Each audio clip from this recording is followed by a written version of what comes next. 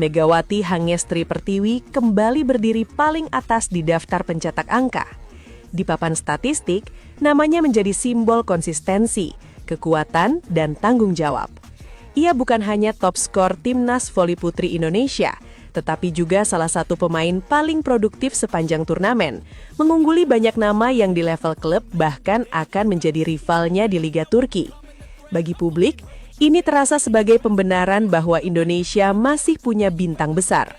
Namun bagi pembinaan jangka panjang, justru disinilah diskusi yang lebih serius seharusnya dimulai. Megawati menjadi top skor bukan dalam situasi ideal. Persiapan timnas yang singkat, komposisi pemain yang masih dalam fase transisi, dan tekanan ekspektasi publik membuat SEA Games 2025 jauh dari kata nyaman. Dalam kondisi seperti itu, ia mengambil alih tanggung jawab yang sangat besar. Setiap kali Indonesia terjebak dalam rally panjang, setiap kali momentum mulai bergeser ke lawan, bola hampir selalu berakhir di tangannya. Ia memukul, mencetak poin, lalu kembali berdiri tenang seolah itu adalah rutinitas biasa. Di lapangan, kehadiran Megawati memberi rasa aman. Bagi setter, ia adalah opsi paling rasional. Bagi rekan setimnya, ia adalah jangkar emosional. Bagi lawan, ia adalah ancaman yang harus dihentikan. Semua peran itu dijalankan bersamaan, dan itulah yang membuat angka-angkanya terus bertambah. Namun di balik dominasi tersebut, ada satu pertanyaan yang tak bisa dihindari. Sampai kapan Timnas Voli Putri Indonesia bisa bertahan dengan pola seperti ini? Ketika satu pemain menjadi pusat hampir semua solusi, tim memang bisa bertahan di level tertentu. SEA Games membuktikannya. Indonesia mampu bangkit dari tekanan, menutup turnamen dengan medali perunggu, dan membawa pulang kebanggaan.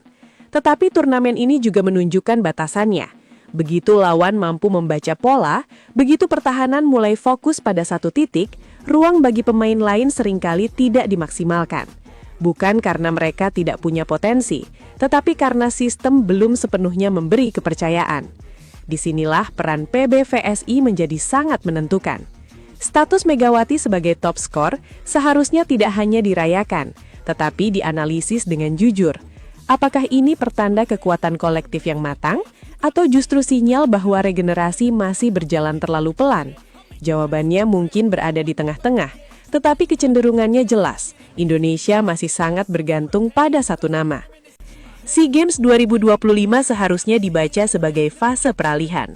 Medali perunggu dan status top skor Megawati adalah fondasi, bukan puncaknya. PBVSI memiliki kesempatan untuk menjadikan turnamen ini sebagai titik awal pembenahan sistematis. Bukan dengan mengganti semuanya secara drastis, tetapi dengan memperhalus arah, dari ketergantungan menuju kemandirian kolektif. Jika proses ini berhasil, masa depan Timnas Voli Putri Indonesia akan terlihat sangat berbeda. Megawati tidak lagi harus selalu menjadi penyelamat. Ia bisa memilih momen, mengatur ritme, dan menjadi pemimpin strategis. Di saat yang sama, pemain-pemain muda akan tumbuh dengan rasa percaya diri, siap mengambil alih peran tanpa rasa canggung. Tim akan menjadi lebih sulit ditebak, lebih stabil, dan jauh lebih menakutkan. Megawati sendiri sebenarnya tidak pernah meminta beban sebesar itu. Dari gestur dan cara bermainnya, terlihat jelas bahwa ia ingin tim bergerak bersama. Ia memberi ruang kepada pemain muda, tidak menuntut setiap bola, dan kerap menenangkan rekan setim yang melakukan kesalahan. Namun dalam situasi genting, naluri kompetitif dan kebutuhan tim seringkali memaksanya kembali ke pusat permainan. Ini bukan soal ego, melainkan kebutuhan mendesak untuk bertahan. Masalahnya, ketergantungan yang terus dibiarkan akan menjadi penghambat di masa depan. Voli modern menuntut variasi serangan, distribusi peran yang seimbang, dan kemampuan untuk mengejutkan lawan dari berbagai sisi. Tim yang benar-benar mengerikan bukan tim yang punya satu top skor, tetapi tim yang membuat lawan ragu menentukan fokus pertahanan. Indonesia belum sepenuhnya berada di titik itu. SEA Games 2025 memberi gambaran tentang generasi yang sedang tumbuh. Ada wajah-wajah baru yang mulai berani tampil, mencoba memikul tanggung jawab dan tidak sepenuhnya tenggelam di bawah bayang-bayang Megawati.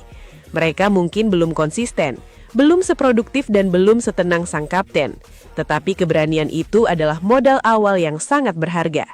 Tantangannya adalah bagaimana PBVSI mengelola modal tersebut agar tidak berhenti sebagai potensi semata.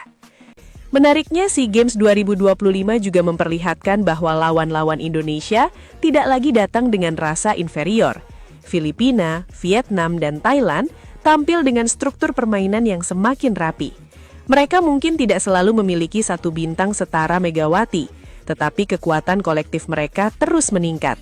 Jika Indonesia ingin tetap kompetitif, bahkan melangkah lebih jauh, maka pendekatan satu poros tidak lagi cukup. Disinilah PBVSI harus berani mengambil keputusan strategis. Sistem permainan harus dirancang agar Megawati tetap menjadi senjata utama, tetapi bukan satu-satunya. Setter perlu didorong untuk lebih variatif.